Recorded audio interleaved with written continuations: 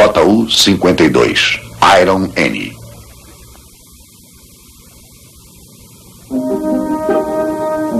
Esta aeronave desengonçada nasceu numa era de inquietações. Ela é considerada uma das mais importantes da história da aviação. Simples, resistente e confiável, era o esteio principal da Luftwaffe da Alemanha nazista.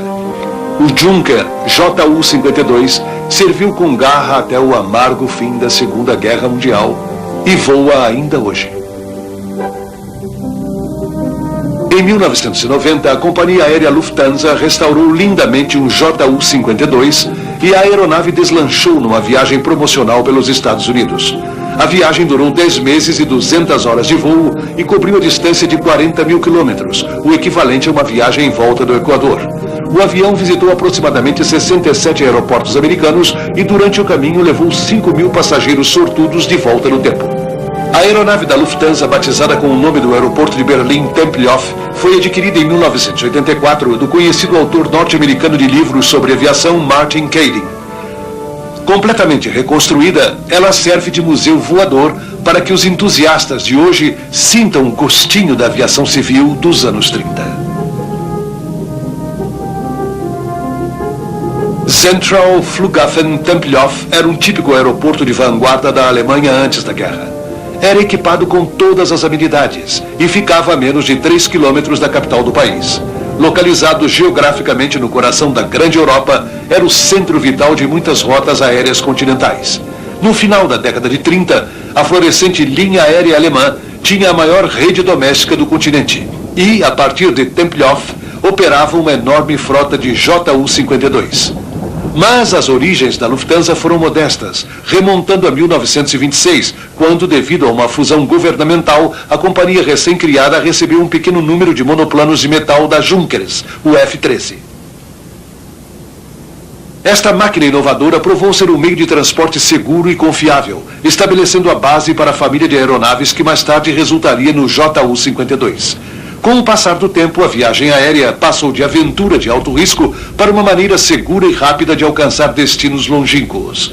E a Lufthansa transformou-se numa gigantesca linha aérea.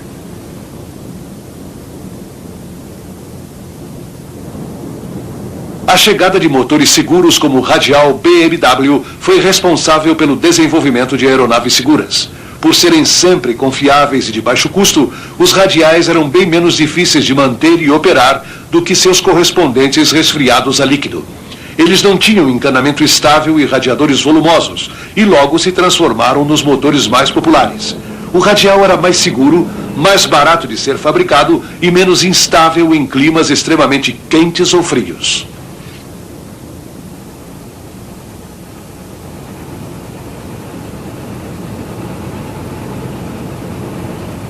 Embora fossem eficientes, os radiais precisavam de combustível e muito.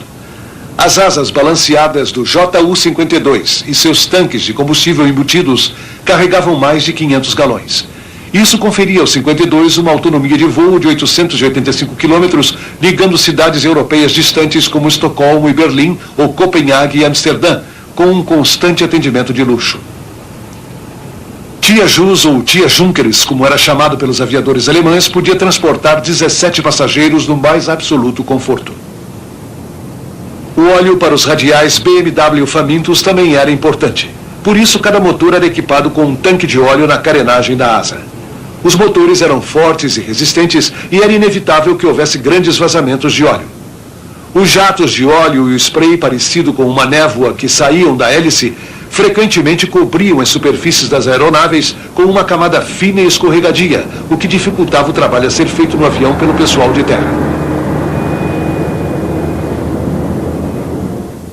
Enquanto a Lufthansa amadurecia sua fama adquirida por seu atendimento de qualidade, Adolf Hitler tentava restaurar a autoestima alemã. Os sucessos, como o caso da Lufthansa, tornaram-se instrumentos de propaganda, e o trimotor Junkers foi exibido como uma maravilha da aviação alemã. Operários orgulhosos apresentavam uma imagem germânica de eficiência para um mundo cada vez mais preocupado. Até mesmo feitos como andar sobre a asa eram vistos como prova positiva de que não existia risco grande demais para ser tomado em nome da pátria. Nos dias anteriores aos arranques elétricos, os motores do JU-52 ganhavam vida através de uma explosão de ar comprimido em tanques dentro da fuselagem. Em cada parada, a rotina se repetia e eles eram preparados de novo.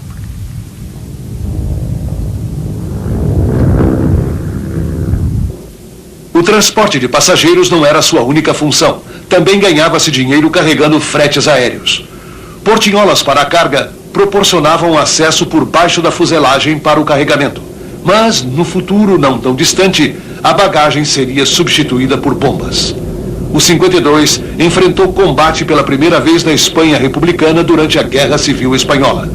Foi apenas a primeira de muitas nações que vieram a conhecer a picada mortal de Tia Jus.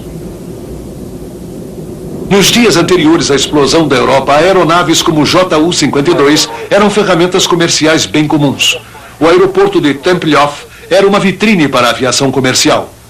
Seu terminal enorme com um hangar verdadeiramente gigantesco ainda é o terceiro maior prédio do mundo. Em 1948, durante os 11 meses em que os soviéticos tentaram separar Berlim Ocidental do resto do mundo livre, Tempelhof foi o elo de ligação com o Ocidente. Mais de 2 milhões de toneladas de suprimentos aterrissaram em suas pistas desgastadas. Mas isso foi depois. No final dos anos 30, as ruas de Berlim estavam ocupadas por um frenesi de arrogância e ódio. E a guerra mundial aguardava logo ali, além do horizonte.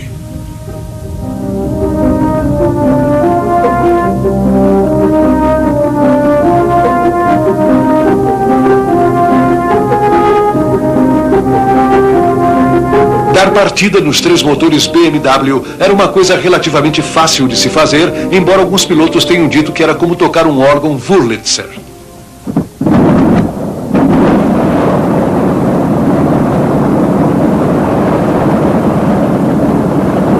Enquanto a aeronave começava a taxiar, os pilotos esquentavam os 3 motores e diminuíam a vibração, harmonizando a RPM.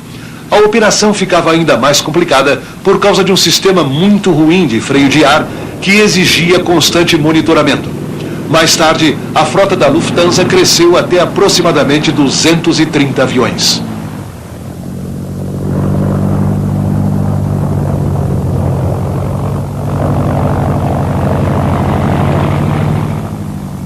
Com bandeiras e sinais, conseguiu-se um controle terrestre rudimentar. Depois que o sinal de partida era dado, a aeronave levantava voo do enorme gramado do aeroporto diretamente na direção do vento. Foi um ritual repetido milhares de vezes durante os anos seguintes, à medida que a fama fazia do JU-52 o avião mais vendido na Europa. Nem mesmo o professor Hugo Junkers, pai do Tia Jus, poderia prever o sucesso que a sua resistente aeronave iria fazer.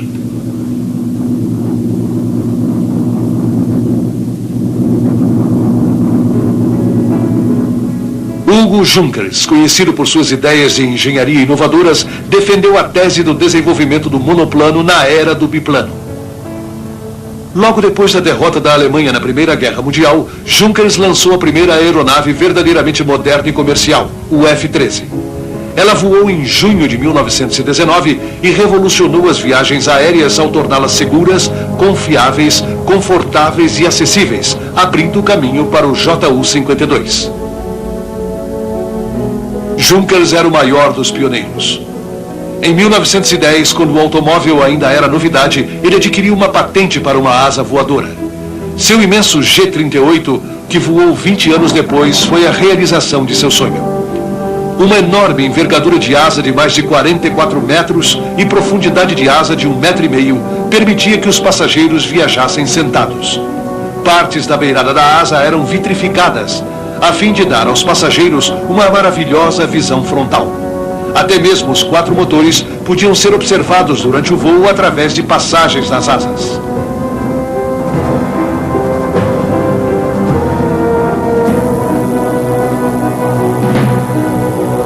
A fuselagem de 2 andares permitia levar 7 tripulantes e 34 passageiros sentados. 2 G-38 foram construídos e ambos tiveram um fim violento. Um caiu em 1936 e o outro foi destruído pelos bombardeiros da RAF em 1940. No começo de 1930, Junkers completou seus planos de construção de uma grande aeronave monomotora, toda de metal, baseada no pioneiro F-13. Um desses monomotores JU-52 originais foi vendido à Canadian Airways. Registrado como CF-ARM, ele foi embarcado para Quebec e, ao final de novembro de 1931, estava levando passageiros e carga através das províncias do norte. Chamado de ganso voador, os comerciantes de peles, as companhias de mineração e equipes de construção transportaram madeira, gado, comida, dinamite, cavalos e quase qualquer coisa que coubesse dentro da espaçosa cabine.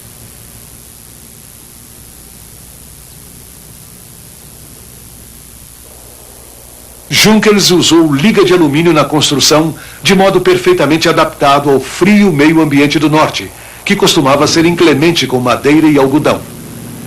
Equipada com flutuadores, essa aeronave tornou-se o maior hidroavião monomotor do mundo. E, no entanto, essa configuração de monomotor acabou por ser o calcanhar de Aquiles do 52. Durante a década de 30, o motor da aeronave não era ainda totalmente confiável, e o JU-52 não tinha nenhum recurso de emergência se uma das fontes de energia acabasse. Pensando nisso, Junkers e Ernest Zindel, o projetista original do JU-52, voltaram à prancheta. Em abril de 1932, um JU melhorado levantou o voo, agora equipado com 3 motores e chamado de JU-52-3M. A cena estava pronta para esforços pioneiros e históricos na Europa.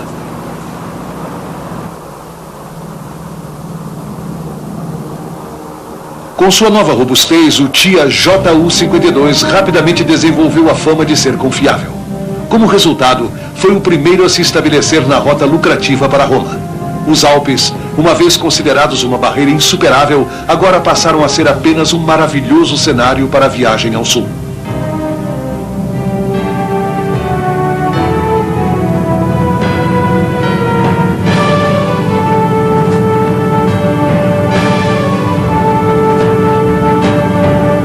Sentados confortavelmente, 17 passageiros desfrutavam de uma visão panorâmica apreciada através das grandes janelas das cabines principais. Embora a aeronave não fosse pressurizada, havia oxigênio para uso em altitudes muito grandes e podia ser inalado através de um tubo flexível. O impecável serviço de bordo era típico da Lufthansa e muitos voos ofereciam a possibilidade de passar telegramas enviados por código Morse de dentro do próprio avião.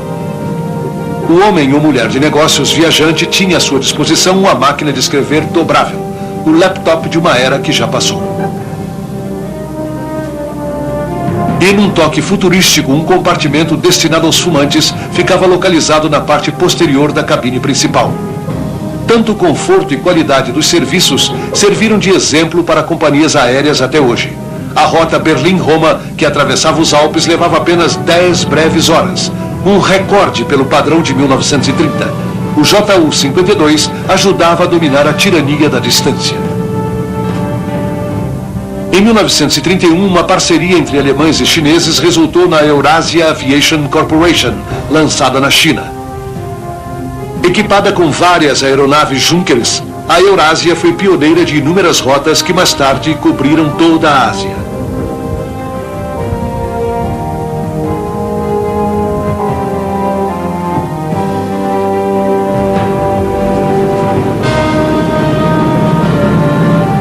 Os JU-52 foram introduzidos na frota da Eurásia e pela primeira vez sobrevoaram a vasta e dura paisagem no continente. A linha aérea introduziu o transporte moderno em áreas onde o principal meio de locomoção durante milhares de anos havia sido sobre gado ou camelo. Mais tarde, a Eurásia passou a voar para cidades exóticas como Hong Kong e Hanoi e contornou a longínqua Grande Muralha da China. A aeronave de Junkers também trilhou o caminho para rotas aéreas em outras partes do mundo, inclusive a América do Sul. Em 1934, a Lufthansa lançou uma rota de correio aéreo através do Atlântico Sul até o seu destino, a cidade do Rio de Janeiro, no Brasil. Hidroaviões Dornier, que saltavam entre navios de catapulta estrategicamente posicionados e ancorados no meio do oceano, eram usados para atravessar o Atlântico. E os JU-52, modificados com flutuadores, provaram ser ideais para os voos curtos de entrega ao longo do litoral. Essas rotas não apenas faziam a entrega do correio a portos marítimos, mas também a locais do interior do Uruguai, da Argentina e do Chile. Mais uma vez, o JU-52 desempenhava um papel importante no processo de tornar o mundo um lugar bem menor. Em 1935, nascia a Luftwaffe de Hitler. Criada em segredo, foi um instrumento de guerra aérea mais moderno e terrível jamais inventado. Mas também contradizia quase tudo em que Hugo Junkers acreditava. E Junkers não hesitou em expressar o seu desagrado.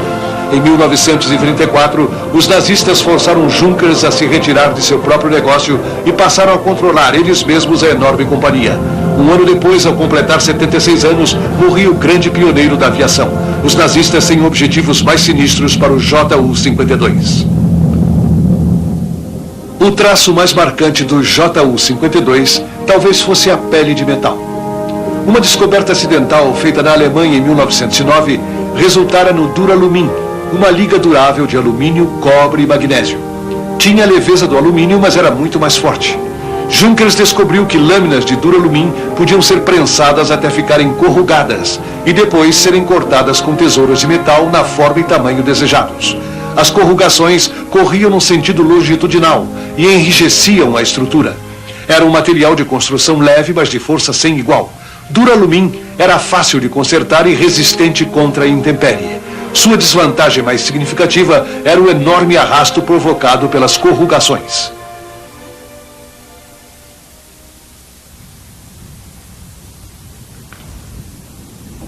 A grande cauda horizontal e o elevador tinham mais área do que toda a asa principal de algumas aeronaves. A asa dupla do Junkers, um longo flap e aileron, que cobriam toda a extensão da asa, aumentava a altura a baixa velocidades e, portanto, melhorava o desempenho e controle durante a decolagem e a aterrissagem. O JU-52 parecia saltar do chão. Pouca atenção foi dada à aerodinâmica. Havia pedaços saindo por todos os lados e, por isso, o arrasto era enorme, contra o qual os motores do JU-52 tinham que lutar constantemente.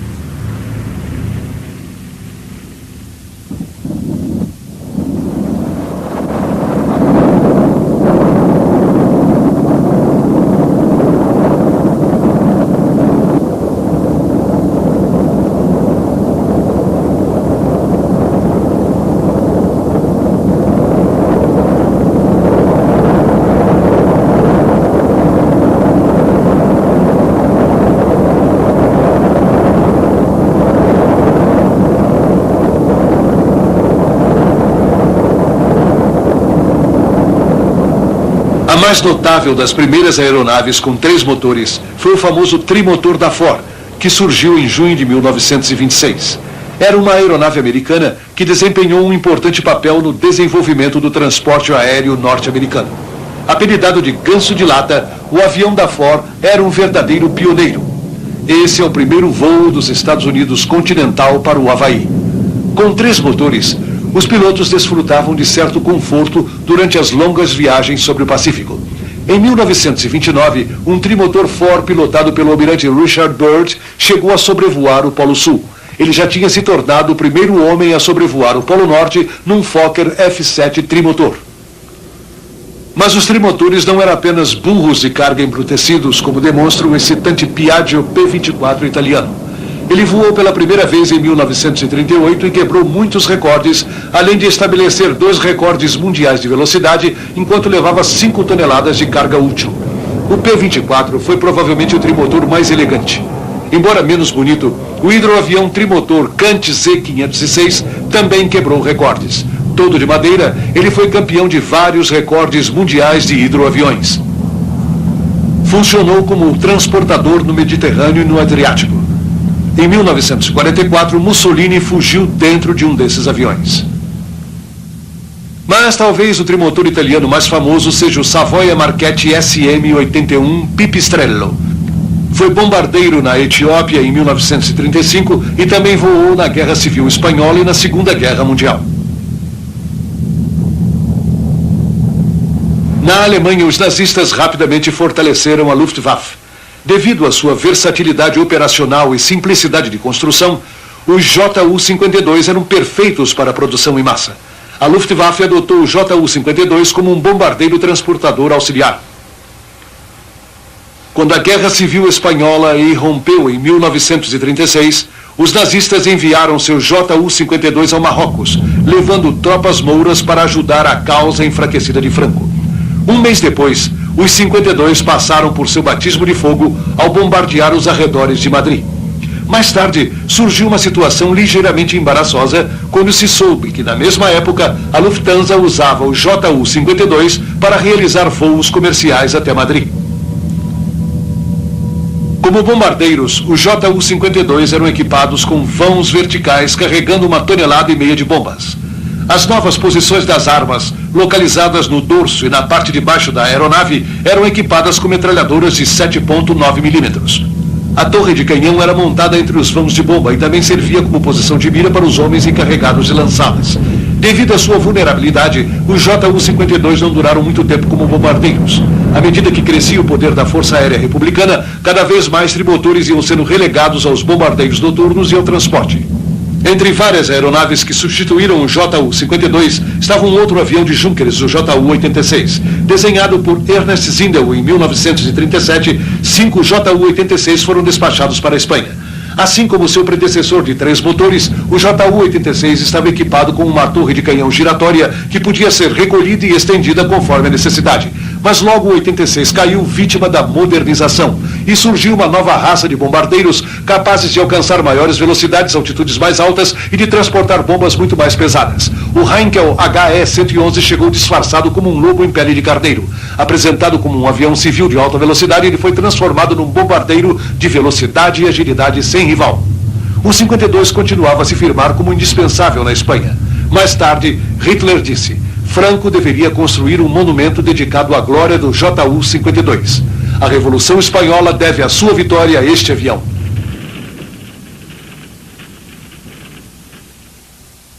Enquanto os aviões da Luftwaffe sobrevoavam a Espanha, do outro lado do Atlântico, outro grande transportador buscava suas asas. Apresentado em 1936, o Douglas DC-3 também viria a se tornar uma lenda.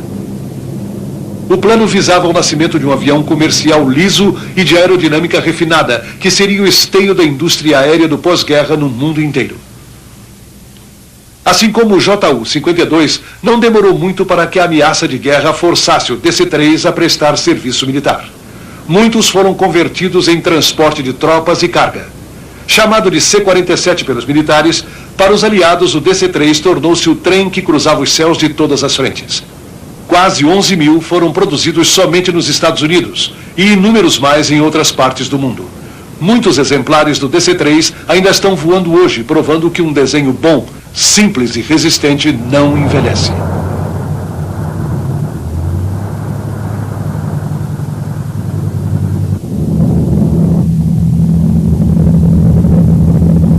Quando a Segunda Guerra Mundial começou, o desenho único do Tanti-Jus era bem conhecido das tropas no solo. A Blitzkrieg nazista na Polônia foi bem sucedida em parte devido às missões de apoio realizadas por esse avião.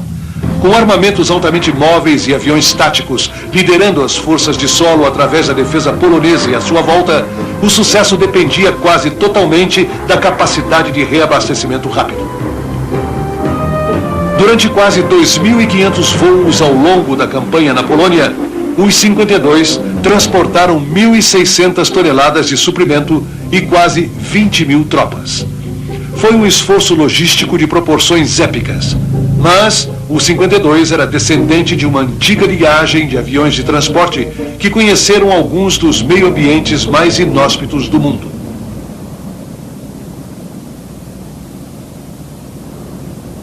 O antigo transportador Junkers de 3 motores, o G-31, tinha sido indispensável nos anos 30 em Papua Nova Guiné. 3 exemplares pertencentes à Companhia de Ouro Bulolo transportaram suprimentos do litoral por cima de densas selvas e montanhas traiçoeiras para as minas de ouro.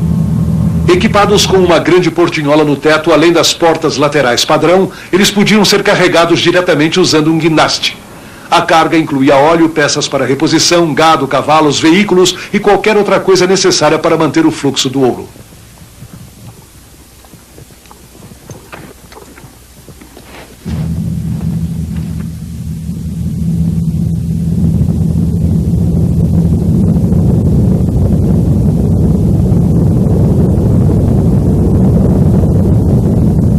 Naquela época, Dizia-se que estes 3 aviões carregaram mais frete do que todas as frotas aéreas do mundo reunidas. Por mais incrível que pareça, nessa enorme mina de ouro, cada peça de equipamento, o combustível, cada prego e parafuso, o bastante para construir um povoado, tudo foi transportado pelos aviões.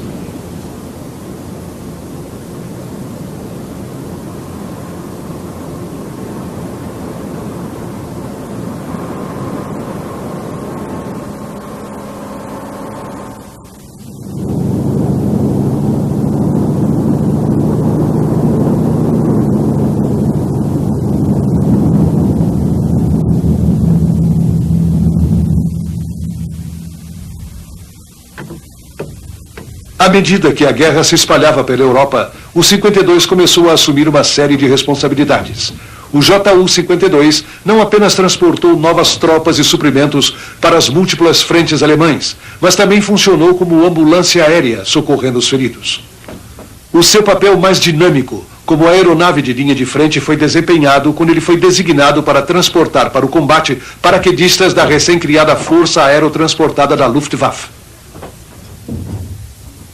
Nessa nova missão, a velha Anne de Ferro, apelido carinhoso da época, se viu no meio da briga.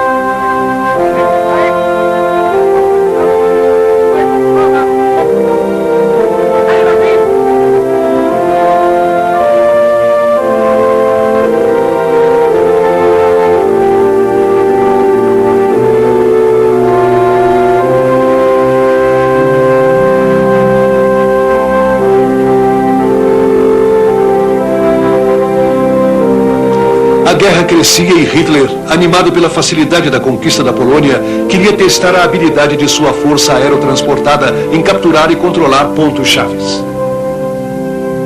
Lançamentos de paraquedistas era um dos projetos prediletos do Führer, e quando surgiu a oportunidade de usá-los na Noruega, ele não hesitou. Ao capturar aeroportos, pontes e outros pontos estratégicos, os paraquedistas abriram o caminho e forneceram à Luftwaffe bases seguras de onde ela podia operar. O sucesso na Noruega levou a mais operações de paraquedistas na Holanda, França e Bélgica.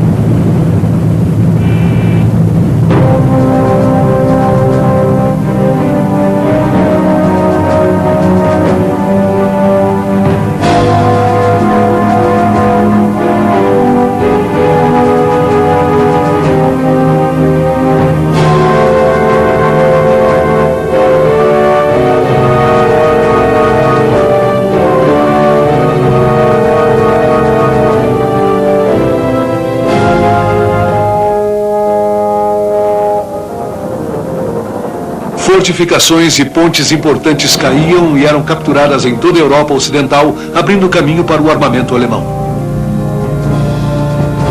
Panzers começaram a atravessar um país depois do outro. Esses ataques, que se tornaram possíveis graças ao JU-52, finalmente resultaram na subjugação de milhões de pessoas. O comandante da Força Aerotransportada da Luftwaffe era o general Kurt Student. Suas táticas brilhantes possibilitaram a invasão dos Países Baixos. Embora elogiados por Hitler, os seus homens não foram os primeiros. Eles tinham aprendido muito com o uso que os russos fizeram de paraquedistas durante a ofensiva do Exército Vermelho contra a Finlândia em 1939. Durante aquele conflito, tropas de combate equipadas com paraquedas foram transportadas para as áreas de conflito dentro de bombardeiros Tupolev Ant-6 convertidos. Student aprendera bem a lição. Era um novo conceito de guerra, uma guerra de mobilidade aérea. Lançar homens de paraquedas não era a única maneira de fazê-los chegar ao combate.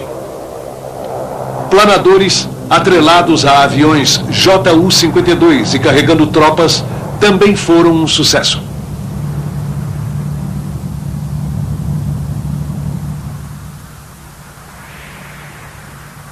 Os planadores eram perfeitos para ataques surpresa, silenciosos e rápidos, e foram decisivos em algumas das vitórias alemãs mais famosas do início da guerra.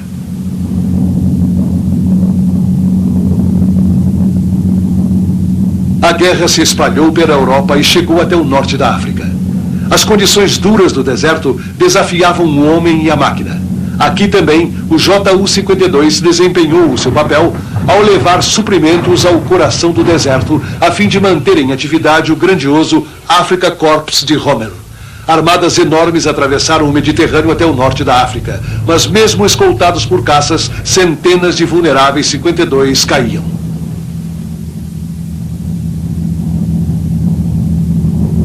A conquista da ilha de Creta era considerada obrigatória e fazia parte da estratégia alemã para controlar o Mediterrâneo. Mas os britânicos estavam firmemente entrincheirados e não tinham a intenção de abrir mão da ilha. E assim começou a maior invasão aerotransportada da história.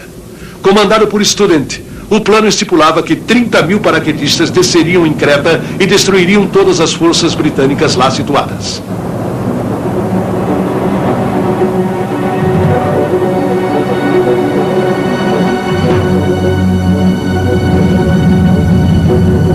Na manhã de 20 de maio de 1941, o céu escureceu com os primeiros das centenas de Ju-52. Cada avião que partira da Itália ou da Grécia carregava 18 paraquedistas completamente equipados.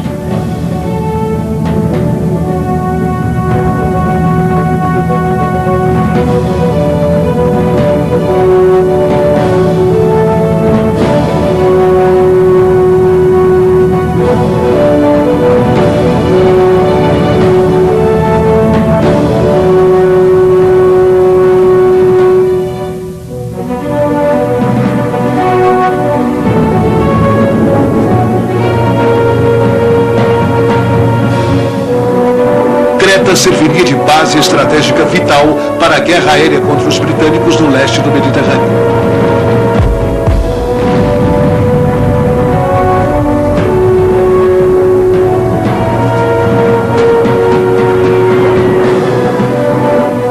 Em Creta estavam 20.000 homens das tropas britânica, australiana e neozelandesa. A tática da Luftwaffe era a dominação total do inimigo. 500 Ju-52 e 3 grupos para a atuagem dos planadores plantaram milhares de tropas no solo. Os bombardeiros atacaram em grande número e esquadrilhas de caça deram cobertura aos bombardeiros e aos aviões de transporte muito carregados. Como resultado de sua perseverança dogmática, os nazistas saíram vitoriosos, mas pagaram um alto preço. Mais de 7.000 homens, um em cada 4 paraquedistas que encheram os céus sobre Creta, foram mortos ou feridos. Mais tarde, Hitler declarou com amargura que nunca mais usaria tropas aerotransportadas em tão grande escala.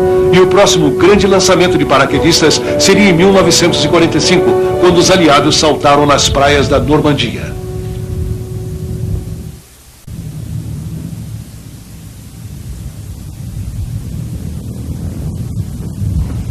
A fuselagem quadrada em forma de caixa do Ju-52 era cavernosa. A porta de carga do avião era dividida horizontalmente e era muito prática. E a porta de baixo podia ser usada como plataforma para carregamento.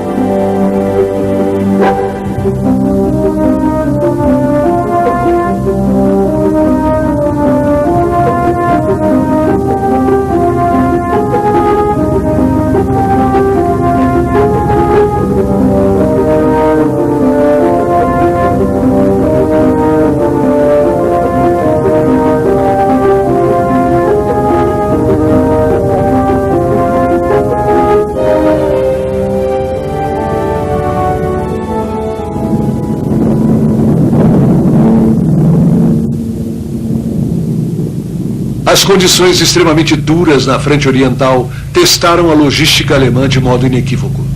Longas rotas de suprimento tornaram-se oceanos de lama impenetráveis, e os russos que retrocediam iam deixando um rastro de terra arrasada. Para a Wehrmacht, a salvação teria que vir pelo ar.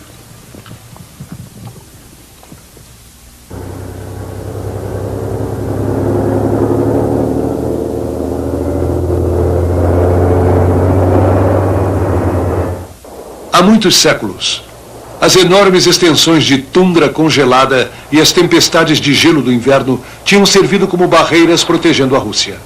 Assim como os exércitos de Napoleão que tinham vindo antes, os alemães lutavam e morriam.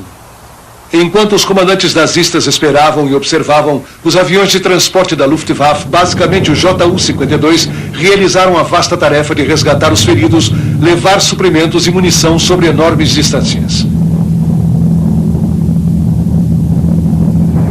Quando o 6º Exército Alemão, sob o comando do general von Paulus, partiu em direção a Stalingrado, começou um dos capítulos mais tenebrosos da história da Segunda Guerra Mundial. Os homens lutavam em condições hediondas, em temperaturas de 30 abaixo de zero. Os alemães chamaram isso de Rattenkrieg, a Guerra dos Ratos, e antes de acabar, mais de 1 milhão de soldados e civis já haviam morrido. Quando o 6º Exército de von Paulus ficou preso na cidade, Hitler se gabou de que ninguém nunca irá nos tirar de Stalingrado. O comandante da Luftwaffe, Göring, prometeu manter os suprimentos. O comandante soviético em Stalingrado também estava decidido. Nós manteremos a cidade ou morreremos lá. No final, os esforços de Göring, de aproximadamente 84 toneladas de suprimentos por dia, provaram ser inúteis, menos de 1/5 do mínimo necessário. Logo, os soldados alemães começaram a morrer não apenas de balas russas e de frio, mas também de fome. Nada menos que 490 aviões de transporte alemães, inclusive 266 Ju-52, foram perdidos no frágil esforço de emergência. A divisão de transportes aéreos alemães nunca mais se recuperou.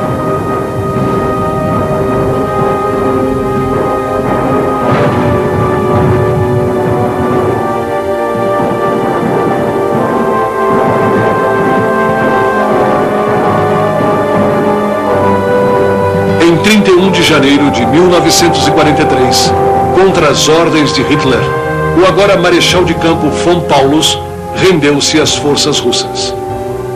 147.200 soldados alemães foram mortos na tentativa malograda de tomar Stalingrado e outros 91.000 se renderam. Apenas 31.000 escaparam no socorro aéreo.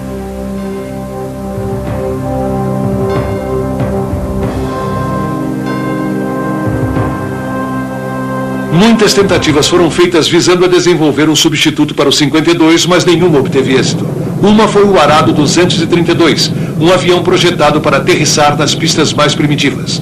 O Milípede, como era chamado, apresentava uma bizarra coleção de rodas montadas na extensão do eixo central do avião.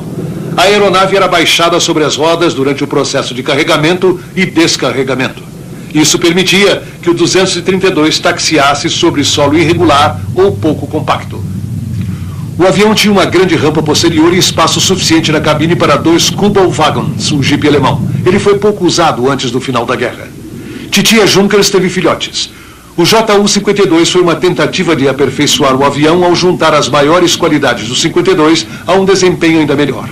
Os dias do metal corrugado que provocava arrasto e trem de aterrissagem fixo já tinham passado. O quarto protótipo do 252 tinha 3 motores Junkers Jumo de 1400 HP e uma grande rampa posterior para carregamento. O 252 nunca foi fabricado em massa.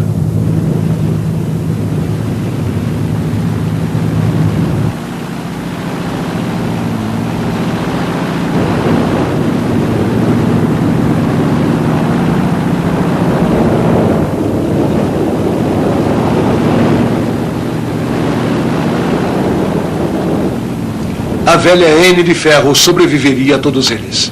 Ela ainda voa hoje. Este Ju-52 pertence à companhia inglesa Ace Reich. Não é um original, mas foi construído na Espanha depois da guerra e ficou conhecido como CASA 352. foram construídos 170 e eles eram muito usados pela Força Aérea Espanhola. Essa aeronave foi cuidadosamente reconstruída à sua condição original da época da guerra e pintada nas cores autênticas da Luftwaffe. Agora, ela é uma celebridade e já apareceu em filmes como A Batalha da Inglaterra e nas aventuras de Indiana Jones.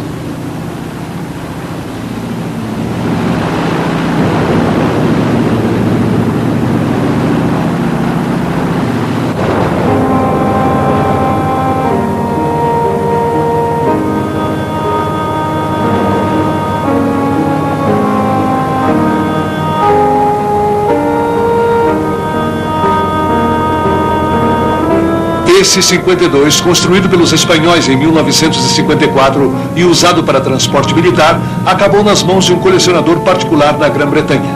Depois, em 1981, foi vendido para a linha aérea sul-africana. Ele atravessou o Canal da Mancha até Bremen, onde foi desmontado, empacotado e depois embarcado para a África do Sul. Lá, historiadores e engenheiros restauraram completamente a aeronave que recebeu o nome da primeira linha aérea sul-africana 52, Jan van Riebeeck.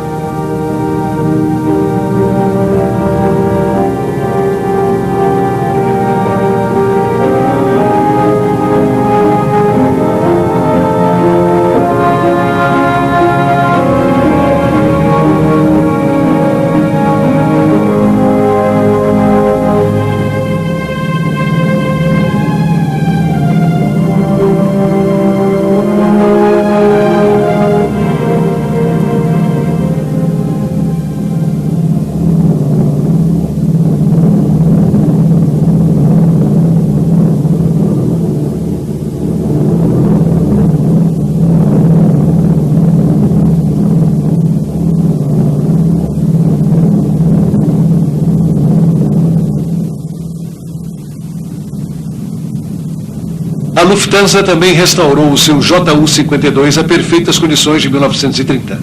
Aqui, o lindo Tempelhof divide o céu com a mais recente aquisição da Lufthansa, o novo Boeing 737.